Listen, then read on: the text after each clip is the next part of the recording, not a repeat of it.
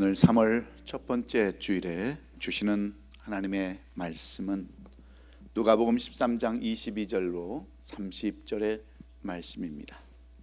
우리가 하나님의 말씀을 대할 때는 두렵고 떨리는 마음으로, 하나님을 경외하는 마음으로, 이 말씀이 나한테 주시는 말씀으로 우리 받기 위해서 우리 경건한 마음으로 또 다 같이 일하셔서 우리 하나님의 말씀 같이 선포하도록 하겠습니다. 22절부터 30절까지 말씀 우리 한번 깊이 묵상하시면서 어떤 말씀을 오늘 주시기를 원하실까 기대하는 마음으로 함께 같이 말씀 선포합니다. 시작.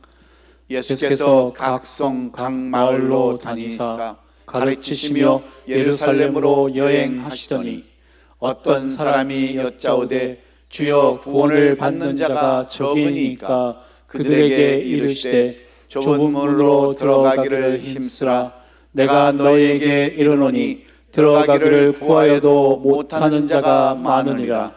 집주인이 일어나 문을 한번 닫은 후에 너희가 밖에 서서 문을 두드리며 주여 열어주소서 하면 그가 대답하여 이르되 나는 너희가 어디에서 온 자인지 알지 못하노라 하리니 그때에 너희가 말하되 우리는 주 앞에서 먹고 마셨으며 주는 또한 우리를 길거리에서 가르치셨나이다 하나 그가 너희에게 말하여 이르되 나는 너희가 어디에서 왔는지 알지 못하노라.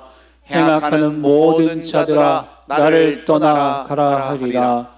너희가 아브라함과 이삭과 야곱과 모든 선지자는 하나님 나라에 있고 오직 너희는 밖에 쫓겨난 것을 볼 때에 거기서 슬피 울며 이를 갈리라. 사람들이 동서남북으로부터 와서 하나님의 나라의 잔치에 참여하리니 보라 나중된 자로서 먼저 될 자도 있고 먼저 된 자로서 나중될 자도 있느니라 하시더라. 아멘. 아멘. 저는 오늘 우리에게 주신 이 누가복음 13장 22절로 30절의 말씀을 통하여 은혜 받는 삶이라고 하는 그런 제목으로 말씀을 나눌 때 오늘 우리에게 주시는 이 말씀이 은혜 받는 그런 삶이 될 수 있기를 먼저 주의 이름으로 축원합니다. 1700년대 영국에는 이름도 빛도 없는 한 무명 작곡가가 있었습니다. 이 사람은 깊은 감성과 재능이 있었음에도 불구하고 세상에서 음악 세계에서 인정을 받지 못했습니다. 그래서 홀로 긴 세월을 힘들게 살아야만 했습니다. 그는 정성을 다해서 곡을 만들고 연주해서 올렸지만 그때마다 실패를 거듭할 수밖에 없었기 때문입니다. 그런 가운데 그의 나이 56세가 되었을 때 그는 마침내 음악 인생을 포기하기로 작정합니다. 평생을 음악 인생으로 살아왔던 그의 삶에서 이제는 완전히 손을 들게 된 것입니다. 숱한 절망과 좌절 가운데 이미 한쪽 몸도 마비 되어버렸고 경제적으로는 한 푼도 남아있지 않은 빈털터리가 되었기 때문입니다. 거기에다가 설상가상으로 진비 때문에 빚쟁이들은 하루도 수십 번씩 그를 쫓아와서 괴롭혔습니다. 그래서 이제는 모든 것을 다 포기하고 마지막으로 극단적인 선택을 해야만 했었습니다. 그런데 그에게는 불행 중 다행으로 그에게는 사랑하는 친구가 한 사람이 있었습니다. 바로 찰스 제인스라고 하는 친구가 있었는데 평소에도 이 친구는 늘 이 사람에게 관심을 가져주고 용기를 불어주었습니다.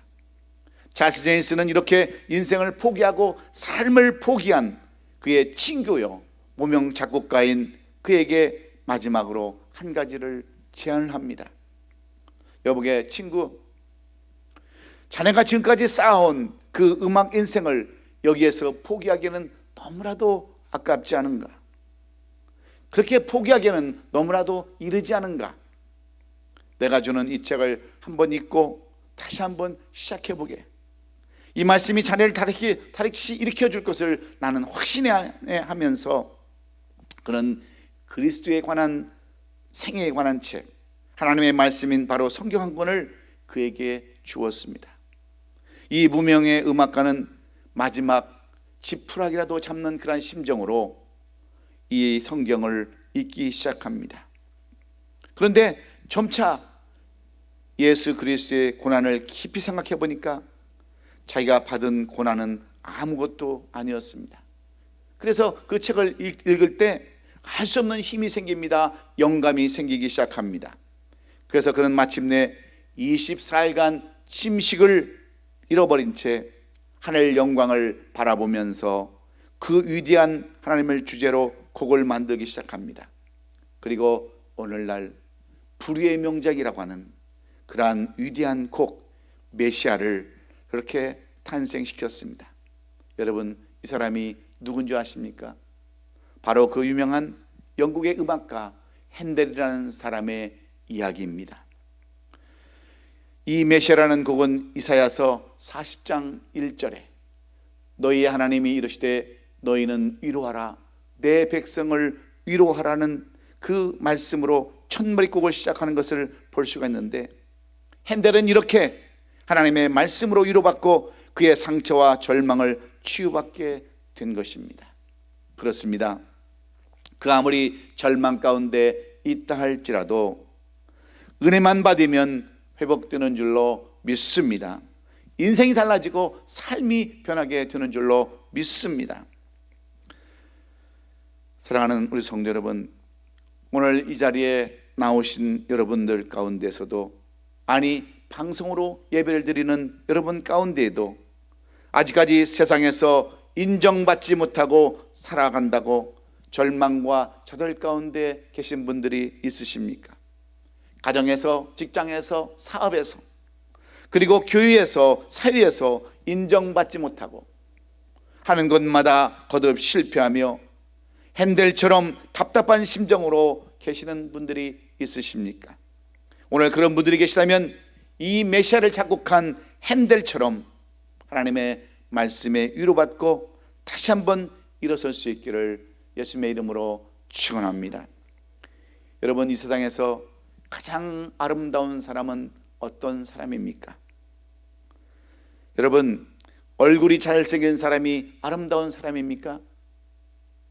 옷을 잘 입는 사람들이 여러분 아름다운 사람입니까? 마음이 착한 사람이 여러분 아름다운 사람입니까? 아름다운 사람은 은혜를 알고 은혜를 베풀 줄 아는 사람인 줄로 믿습니다. 한마디로 은혜를 받았으면 은혜를 베풀 줄 아는 사람이 가장 올바른 삶, 아름다운 삶을 사는 사람입니다. 왜 그런지 아십니까? 피조물로 태어난 인간은 이 세상에 존재하면서부터 은혜를 입고 살아갈 수밖에 없기 때문입니다.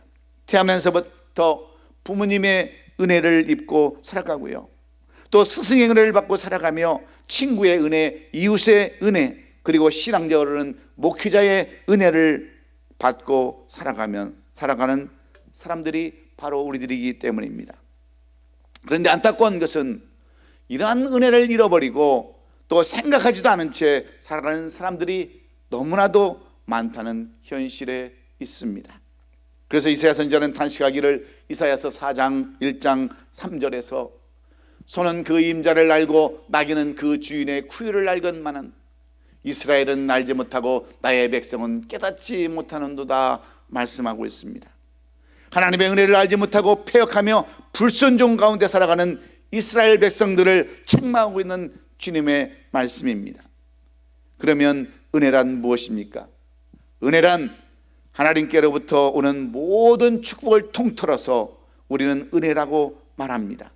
쉽게 말씀드리면 우리가 받을 가치나 공로가 없음에도 불구하고 하나님께서 베풀어 주시는 구원과 사랑과 용서를 포함하는 모든 복을 우리는 은혜라 이렇게 말하는 것입니다. 우리가 주의 사함 받고 예수 믿어 하나님의 자녀가 된 것도 바로 은혜요, 이 세상을 살아갈 때 필요한 것들을 시시때때로 공급받는 것도 다 여러분 하나님의 은혜입니다. 뿐만 아니라 성령 받아 승리의 삶을 사는 것도 다 하나님의 은혜가 아니고 무엇이겠습니까? 그래서 고린도전서 4장 7절은 이렇게 우리에게 말씀해 주고 있지 않습니까? 누가 너를 남달리 구별하였느냐? 내게 있는 것 중에 받지 않은 것이 무엇이냐? 내가 받은 즉 어찌하여 받지 않은 것 같이 자랑하느냐 그랬습니다. 하나님의 은혜가 아닌 것이 하나도 없다고 그랬습니다. 모두가 다 하나님의 은혜인 것입니다. 그리고 이 모든 은혜를 기록한 책이 성경책이며 은혜로 시작해서 은혜로 마치는 것도 여러분 성경책입니다. 그런데 늘 말씀 가지고 다니며 읽고 보는 우리 성도들은 하나님의 은혜에 얼마나 감격하고 살아가고 있습니까?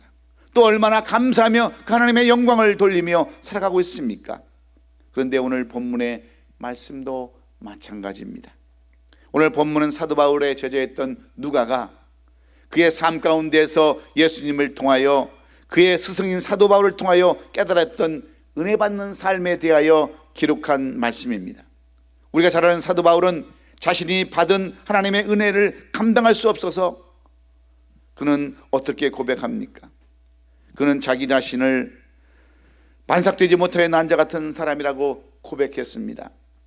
자기 일은 보잘것없는 사람이요 하나님의 교회를 핍박한 사람이므로 사도라고 부를 자격도 없는 자라고 그랬습니다. 그러면서 오늘 내가 나된 것은 하나님의 은혜라고 고백하고 있어요. 고린도전서 15장 10절에 그러나 내가 나된 것은 하나님의 은혜로 얻은 것이니 내게 주신 그 은혜가 헛되지 아니하여 내가 모든 사도보다 더 많이 수고하였으나 내가 한 것이 아니요 오직 나와 함께 하신 하나님의 은혜로다 그렇게 고백합니다. 사도 바울은 하나님의 은혜가 무엇인지 그리고 자기가 하나님의 은혜를 받았는지 안 받았는지를 너무나도 잘 알고 있었기에 그의 삶에는 기쁨이 있었다고 하는 겁니다. 감사가 넘쳤을 뿐만 아니라 죽기까지 충성할 수 있었음을 말씀해주고 고백합니다. 그러므로 하나님의 은혜를 안다는 것처럼 하나님의 은혜를 받았다는 것처럼 인생에서 가장 큰 축복도 없는 줄로 믿습니다. 그런데 여러분 우리의 신앙도 마찬가지 아닙니까? 하나님의 은혜를 어느 정도 알고 있느냐 하느냐 하나님의 은혜를 얼마나 받았느냐에 따라서 신앙의 높고 낮은 경지를 알 수가 있습니다. 그런데 아직까지도 예수님이 누구신지 하나님이 누구신지 성령님이 어떤 분이신지를 그저 모르고 나는 왜 존재하는지 나는 왜 이 땅에 태어난지도 모르고 그저 시계추처럼 왔다 갔다 하는 신앙생활을 하는 한마디로 은혜 받지 못한 삶이라고 봐도 틀림이 없습니다. 그렇다면 우리는 어떻게 하나님의 은혜를 받았는지 안 받았는지 알 수 있습니까? 고린도전서 15장에 나오는 바울의 삶을 비교해 보면 내가 은혜를 받은 삶을 살고 있는지 아니면 은혜 없는 삶을 살고 있는지를 우리는 알 수 있습니다. 사도 바울은 하나님의 은혜를 알고 보니까 자신이 맨 나중에 만삭되지 못하여 난자 같은 자요 사도 중에 지극히 작은 자요 사도라 칭함을 받을 수 없는 존재임을 그는 알았습니다. 그는 하나님의 은혜를 받기 전에는 얼마나 여러분 교만한 사람이었습니까? 8일 만에 할례를 받은 이스라엘 족속이라고 그랬습니다. 베냐민 지파요 히브리인 중에 히브리인이요 율법으로는 바리새인이요 열심으로는 교회를 핍박하고 율법으로는 흠이 없는 자라고 자신을 그렇게 내세웠습니다. 그리고 그는 가말리엘 문화에서 공부한 것임을 자랑했습니다. 이 사도 바울은 끊임없이 민족을 자랑했고 지하 가문을 자랑했으며 혈통을 자랑했습니다. 그리고 자기 지식을 자랑했으며 열심을 자랑했던 사람이 바로 여러분 사도 바울이었어요. 한마디로 교만하기 그지없던 사람이었습니다. 전혀 은혜와는 상관도 없는 그런 삶을 살아가던 사람이 바로 사도 바울이었죠. 그러나 하나님의 은혜를 깨닫고 하나님의 은혜를 받고 보니까 자기 자신은 아무것도 아니라는 존재를 깨닫게 되었습니다. 그래서 그는 무엇이든지 자기 유익하던 것을 다 그리스도를 위하여 다 해로 여겼고 배설물로 여겼다고 간증하지 않습니까? 왜 그렇습니까? 그것은 그리스도를 아는 지식이 가장 고상했기 때문인 줄로 믿습니다. 그러나 은혜 받지 못하는 자는 교만하고 매사에 불평하며 사명을 저버릴 수 없기에 오늘 본문 28절에 오직 너희는 밖에 쫓겨난 것을 볼 때 거기서 슬피 울며 이를 갈리라는 삶을 살 수밖에 없는 줄로 믿습니다. 많은 사람들이 자신이 은혜 받은 줄 착각하며 살아갑니다. 또 은혜 가운데 살아가는 줄로 그렇게 알아요. 그런데 오늘 본문 23절에 보면 어느 한 사람이 예수님 앞에 나와서 이렇게 묻습니다. 어떤 사람이 여짜오되 주여 구원을 받는 자가 적으니까 왜 이렇게 저 구원받았다고 하는 사람들이 이게 적습니까? 한마디로 얘기하면 왜 이렇게 은혜 받은 사람들이 없습니까? 라고 묻는 말씀에 주시는 예수님의 말씀을 오늘 누가는 그렇게 기록해 놓았습니다. 그렇다면 우리가 어떻게 해야 은혜를 받을 수 있습니까? 어떻게 해야 나종된 자로서 먼저 될 수가 있는 것일까요? 오늘 이 본문을 기록한 누가는 은혜 받는 삶에 대해서 어떻게 증거하고 있습니까? 은혜 받는 삶을 살아가려면 어떤 삶을 살아야 한다라고 우리에게 가르쳐 주는 것일까요? 첫째는 좁은 문으로 들어가야 한다라고 말씀하고 있습니다. 한마디로 힘쓰고 애써야 은혜 받을 수 있다라고 말씀합니다.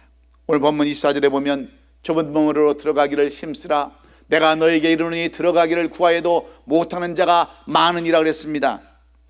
여기서 하나님께서는 모든 사람에게 스스로 선택할 수 있는 선택권을 부여해 주셨습니다. 그래서 자신이 원하는 것을 택하는 것은 대단히 여러분 중요합니다. 우리가 선택에 죽느냐 사느냐 하는 문제도 있고 흥하느냐 망하느냐 하는 그런 문제도 있기 때문에 선택의 문제는 우리 인생에 있어서 가장 중요한 것입니다. 특히 그 중에서도 생명으로 인도하는 길을 선택하는 것은 무엇보다도 더 중요합니다. 왜 그런지 아십니까? 선택은 우리의 자유지만 그 선택의 결과에 대한 책임은 바로 자신이 지어야 하기 때문입니다. 사랑하는 성도 여러분, 아담과 하와를 한번 보세요. 하나님께서 먹지 말라 하시던 선악과를 그들은 자유의 의지로 선택했지만 그 결과로 그들은 어떤 삶을 살아갑니까? 에덴 동산에서 쫓겨나고 맙니다.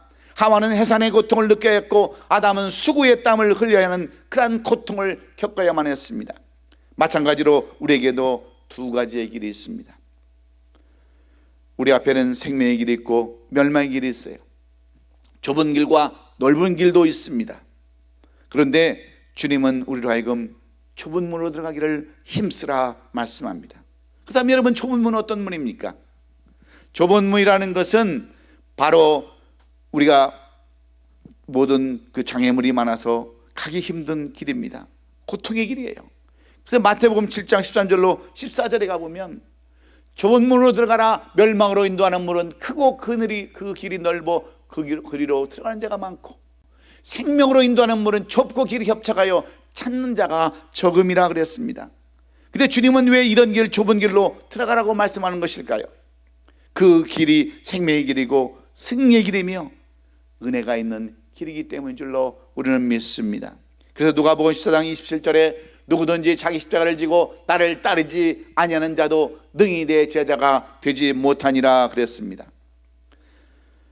그것은 바로 하나님의 은혜는 그냥 하늘에서 떨어지는 것이 아니기 때문입니다. 수고와 땀과 눈물과 희생이 있어야만 그것도 은혜를 체험할 수 있기 때문입니다. 한 알의 밀알이 땅에 떨어져 썩는 수고와 희생이 있어야 수많은 그런 결실을 거둘 수 있는 것처럼 은혜도 마찬가지입니다. 오늘날 많은 사람들은 목사님의 설교만 좋으면 은혜가 임하는 줄로 착각하고 살아갑니다. 교회만 크면 교회 은혜가 저절로 굴러오는 줄로 그렇게 압니다. 예배만 참석하면 저절로 은혜의 삶을 살아가는 줄로 그렇게들 알아요.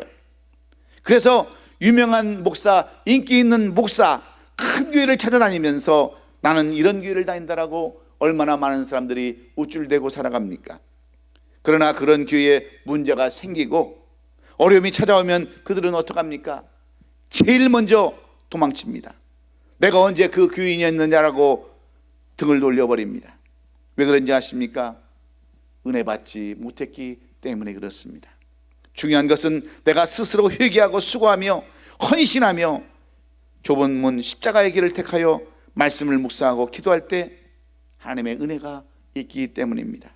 마지못해서 주일 성수하고 마지못해서 헌금하며 마지못해서 하나님 앞에서 봉사하는 헌신은 좁은 문으로 들어가는 것이 절대로 아니에요.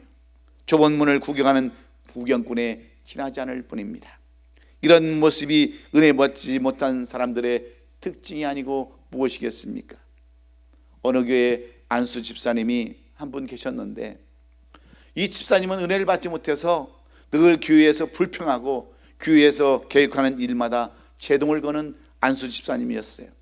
그래서 오시는 목사님마다 오래 계시지 못하고 그만두셔야 했는데, 어느 날 새로운 목사님이 오셔서 설교를 하시는데 오자마자 첫날에 마침 양과 염소에 대한 설교 말씀을 하시는 것입니다. 예수님은 양과 염소를 구분하셔서 양은 오른쪽에 염소는 왼쪽에 두신다고 말씀하시면서 왼쪽에 앉아있는 이 집사님을 보시면서 말씀을 전하시는 것과 똑같이 느껴졌어요. 이 설교를 들으면서 얼마나 양심이 찔리는지 몸둘 바를 몰랐습니다. 그래서 다음 시간에는 절대로 왼쪽에 앉지 않고 오른쪽에 앉겠다라고 다짐하면서 다음 주에 또 교회를 나갔더니, 그때 주시는 말씀은 바로 세리와 바리새에 대한 말씀이었습니다. 그러시면서 자꾸만 오른쪽을 보시면서 이 독사의 자식들아, 회칠한 무덤 같다라고 핏대를 올린 것 같았어요. 이 집사님은 계속해서 전주일에는 레프트 훅, 이번 주에는 라이트 훅을 맞았어요. 왼쪽에 앉아도 맞고 오른쪽에 앉아도 맞습니다. 그래서 집사님은 그렇게 생각을 합니다. 안수 집사 체면에 교회에 나오지 않을 수는 없고, 이제는 맨 뒤 기둥 뒤에 이제 앉아야겠다라고 마음 먹고 다음 주 세 번째 주일에는 또 기둥 뒤에 앉았습니다. 그런데 새로 오신 목사님이 이번에는 창세기 3장 9절에 가지고 말씀을 하시는 거예요. 여호와 하나님이 아담을 부르시며 그에게 이르시되 내가 어디 있느냐 하시며 숨어있는 사람들은 다 나오라는 겁니다. 이 말씀에 집사님은 자신이 바로 아담과 같은 주인이라는 것을 깨닫고 거기서 후회하며 내가 이제는 열심히 섬겨야지, 최선을 다해야지 하면서 회개하고, 나중에는 그 교회에 훌륭한 장님이셨다고 하는 간증을 제가 들었습니다. 여러분, 그렇습니다. 은혜는 그냥 받는 것이 아니에요. 자신의 삶을 뒤돌아보며 회개하고 사모해야 여러분 그 은혜가 임합니다. 구경만 하는 것이 아니라 참여하고 애써야 받는 것이 은혜임을 깨달으시고, 우리 모두 은혜 받는 성도들이 다 될 수 있기를 주의 이름으로 축원합니다. 은혜는 그냥 임하는 것이 아니죠.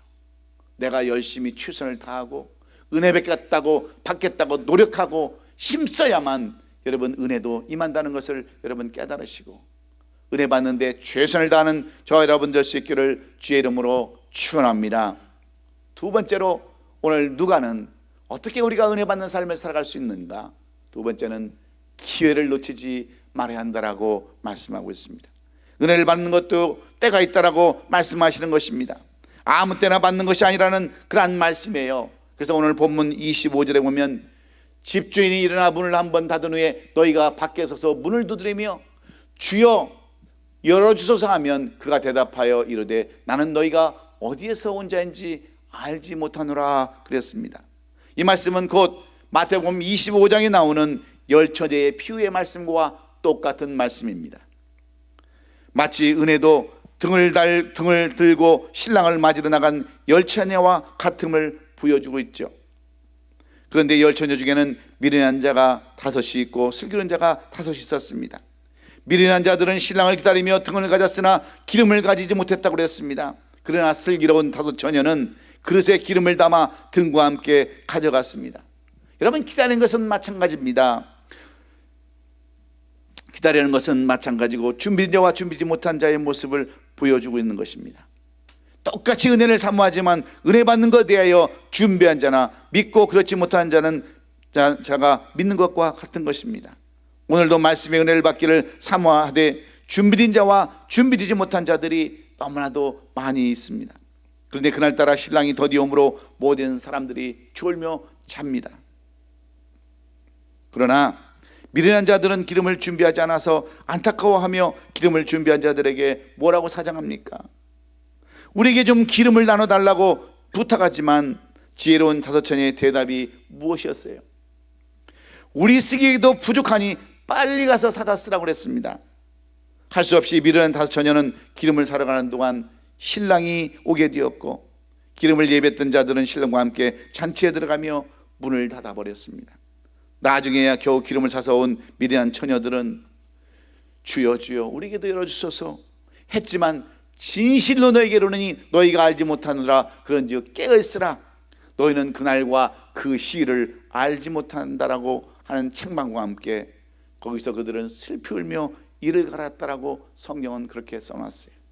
사랑하는 성도 여러분, 은혜는 아무 때나 받는 것이 아닙니다. 내가 믿음으로 기름을 준비하고 깨었을 때 받는 거예요. 이제 때가 가까웠습니다. 주님 오실 날이 멀지 않았는데 아직도 미련한 다섯 처녀처럼 준비하지 못하고 때를 알지 못하면 낭패와 실망과 좌절밖에 남는 것이 없는 거예요. 여러분, 교회가 무슨 비즈니스 하는 곳입니까? 장사하는 곳이에요? 자기가 필요하면 교회 나오고 필요하지 않으면 교회도 등져버리는 그러한 삶을 살아가는 준비되지 못한 사람들은 어떻게 여러분 은혜를 받을 수 있겠어요? 미국의 스탠퍼드 대학에 다니는 한 학생이 형편이 너무 어려워가지고 아르바이트자를 찾아다녔습니다. 며칠을 이른 새벽부터 찾아봤지만 일할 곳이 그렇게 쉽지 않았어요.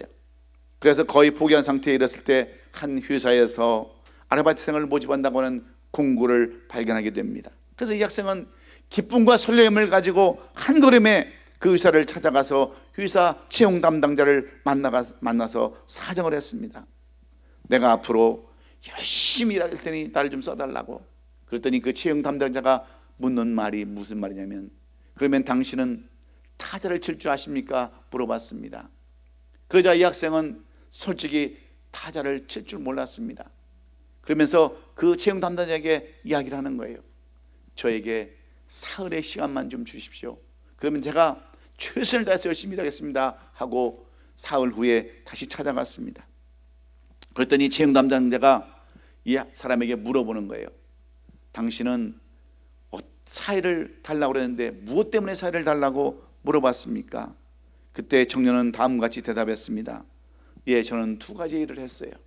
하나는 정말 열심히 타자기를 빌리는 일이었고, 또 한 가지는 밤을 새워가면서 열심히 타자 치는 연습을 한 것입니다. 그래서 이렇게나마 취직을 할 수 있었습니다라고 말해서 채용 담당자는 물론이거니와 회사 사람들로부터 인정을 받아 나중에 마침내 미국의 31대 대통령까지 되었던 후보 대통령의 이야기입니다. 그렇습니다. 기회란 모든 것이 준비된 자들에게만 찾아가는 것이 아닙니다. 오히려 기회를 찾아다니는 자들에게 발되는 것이며, 찾아오는 기회를 놓치지 않게 해서 최선을 다하는 사람들에게 주어진다고 하는 사실을 오늘 우리는 잊지 말아야 합니다. 여러분, 은혜 받는 삶을 살기를 원하신다면 여러분에게 주어진 기회, 바로 오늘의 기회라는 것을 여러분 놓치지 않고 최선을 다해서 살아감으로 말미암아 은혜 받는 저와 여러분 될 수 있기를 예수님의 이름으로 축원합니다. 마지막으로 오늘 이 누가는 어떻게 해야 우리가 은혜 받는 삶을 살아갈 수 있다라고 가르치고 있습니까? 참된 회개와 믿음의 결단이 있어야 한다라고 오늘 본문 27절은 말씀해 주고 있습니다. 그가 너에게 말하되어 이르되 나는 너희가 어디서 왔는지 알지 못하노라. 행악하는 모든 자들아 나를 떠나가리라 그랬습니다. 하나님의 은혜는 아무에게나 은혜를 주신 것이 아니라 참된 회개와 믿음이 있는 사람에게 주신다고 하는 그러한 말씀입니다. 하나님의 은혜는 인간의 생각과 같이 외적인 요소를 받는 것이 아니라 참된 회개와 믿음의 결단이 있어야 받을 수 있다라고 말씀하십니다. 여러분, 그렇습니다. 은혜는 아무나 임하는 것이 아니라 정말로 참된 회개와 믿음의 결단을 가지고 있는 사람들에게 임한다는 사실을 우리는 알아야 합니다. 그래서 잠언 10장 23절에 보면 미련한 자는 행악으로 낙을 삼는 것 같이 명철한 자는 지혜로 낙을 삼느니라 그랬습니다. 하나님의 말씀을 깨닫지 못하는 자처럼 미련한 자가 바로 행악자인 것을 우리는 알 수 있습니다. 하나님의 말씀을 깨닫지 못하는 자는 어리석은 자예요. 자기 뜻대로 생각하고 계산대로 살아가는 사람들을 의미합니다. 은혜는 자신을 회개하는 자 가운데 여러분 임하는 줄로 믿습니다. 사랑하는 성도 여러분, 우리도 하나님의 은혜를 받고 나면 내 것이라고 할 수 있는 것들이 전혀 없는 거예요. 내 얼굴도 여러분 내가 만든 것이 아닙니다. 재물도 내가 가지고 있는 것이 아니에요. 지식도 건강도 가정도 사업도 모두 다 하나님이 주신 것을 우리는 알아야 합니다. 그러니 이런 것을 모르는 사람들이 여러분 교만할 수밖에 없지 않습니까? 오직 겸손히 나타나는 삶을 살 수밖에 없는 사람들은 여러분 내가 할 수 있는 것은 아무것도 없다고 하는 겸손한 자에게서만 발견할 수 있는 줄로 믿습니다. 내가 은혜를 받았는지 안 받았는지 모르는 분이 계시고, 바로 내가 어떤 삶을 살았는지 여러분 그걸 모르는 사람들은, 여러분 은혜가 무엇인지 모르는 사람들은 다 여러분 참된 회개와 믿음의 결단이 없는 사람들이기에 잠언 27장 1절에 너는 내일의 일을 자랑하지 말라, 하루 동안에 무슨 일이 일어나는지 내가 알 수 없음이라 그랬어요. 우리는 연약한 인간이고 하나님께 맡기고 사는 인생이기에 하나님의 은혜는 겸손할 때 받게 되는 줄로 믿습니다. 그리고 하나님의 은혜를 아는 사람과 모르는 사람의 차이는 감사가 있음을 우리는 기억해야 합니다. 그래서 사도 바울은 디모데전서 1장 15절에서 미쁘다 모든 사람이 받을 만한 이 말이요 그리스도 예수께서 죄인을 구원하시려고 세상에 임하셨다 하였도다. 죄인 중에 내가 괴순이라 그랬습니다. 자기 자신을 그렇게 괴수로 표현하면서 15절로 9절로 10절에 가면은 내가 하나님의 교회를 어떻게 했습니까? 내가 하나님의 교회를 박해하였으므로 사도라 체함받기를 감당하지 못할 자라다 그랬어요. 그러나 나 된 것은 하나님의 은혜로 된 것이라 이렇게 고백하고 있습니다. 이 말씀은 구원받은 구원의 은혜도 감사한데 사도들까지 주신 그 직분의 은혜가 너무나도 감사하다는 것을 말씀해 주고 있어요. 바로 은혜 받은 사람과 은혜 받지 못한 사람의 차이는 여러분 감사했음을 우리가 알아야 합니다. 사랑하는 우리 성도 여러분, 여러분은 어떠십니까? 늘 감사하는 삶을 살아가고 있으십니까? 아니면 늘 불평불만하는 그런 삶을 여러분 살아가십니까? 가정, 직장, 사업, 교회, 이웃도, 성도도, 목사도 다 직분 주심을 감사하며 사는 성도는 은혜 받는 성도지만, 불평불만하며 사는 성도는 은혜 받지 못한 성도인 것을 깨달으시고, 여러분도 매사에 감사하는 그러한 삶을 사실 수 있기를 주의 이름으로 축원합니다. 거기에는 참된 회개와 믿음의 결단이 있어야 하기 때문입니다. 휴 에런슨이라고 하는 18세 젊은 청년이 그의 고향이었던 스웨덴을 떠나서 이제 혼자 미국으로 이민을 왔습니다. 그런데 어느 누구 한 사람도 그를 반겨주는 사람이 없었어요. 먹고 자고 일해야 할 일자리도 찾기 쉽지 않았습니다. 마침내 가지고 있던 돈도 다 떨어지고 올 때도 갈 때도 없는 그러한 삶을 살아가면서 허기진 배를 움켜쥐고 무작정 서부로 가는 기차 화물칸에 올라탔습니다. 그러나 그만 화물차 그 승무원에게 발각되어서 시큰 얻어맞고 열차에서 쫓겨나고 말았어요. 실컷 매맞고 허기진 그런 몸으로 강가에 쭈그리고 앉아서 있다가 강물에 비치는 자기의 자신을 모습을 보니까 그렇게도 자기가 천하게 보일 수가 없습니다. 차라리 흐르는 강물에 몸을 던져버릴까 하는 생각도 들었습니다. 그러나 그는 어떤 마음을 갖습니까? 어떤 생각을 갖습니까? 바로 사도 바울이 이야기했던 그 말씀, 내가 선한 싸움을 싸우고 나의 달려갈 길을 마치고 믿음을 지켰다고 하는 이 말씀을 그는 기억하면서 스스로에게 질문을 던져봅니다. 나는 지금까지 나의 생길에서 얼마나 힘있게 내가 뛰어봤는가? 자신을 한번 반성해 보면서 내 인생을 여기서 끝낼 수 없다라고 결단하면서 그는 그 자리에 두 주먹을 쥐고 다시 일어섭니다. 그리고 힘있게 뛰어보려고 결심을 합니다. 그리고 30년이 지난 이후에 휴 에런슨은 미국 몬태나주의 주지사로, 영광스러운 주지사로 선출되게 되었습니다. 사랑하는 성도 여러분, 현실이 어렵다고 해서 용기를 여러분 잃지 마십시오. 내일을 바라보면서 힘차게 여러분 달리시길 바랍니다. 바람이 불어도 눈보라가 휘몰아쳐도 그들은 낙심하지 말고 저 높은 걸 향하여 쉬지 않고 전진하는 인생들이 될 수 있기를 바랍니다. 우리는 오랜 팬데믹으로 인해서 삶도 신앙도 다 뒤적박적이 튀어버렸지만 우리 하나님의 은혜만 받으면 우리도 회복될 수 있기에 우리는 은혜 받는 삶을 살아야 되는 줄로 믿습니다. 그러기 위해서 우리는 희생과 수고의 눈물이 있어야 합니다. 그리고 기회를 놓치지 말아야 합니다. 참된 회개와 믿음의 결단이 있어야만 우리는 진정한 은혜 받는 삶을 살아갈 수 있기에 오늘 누가가 우리에게 권면하는 이 누가복음의 말씀을 통해서 다시 한번 은혜를 회복하고 이 힘든 세상, 어려운 세상, 어려운 신앙생활을 다 극복하는 우리 아름다운 교회 성도들이 될 수 있기를 예수 그리스도의 이름으로 축원합니다. 기도하겠습니다.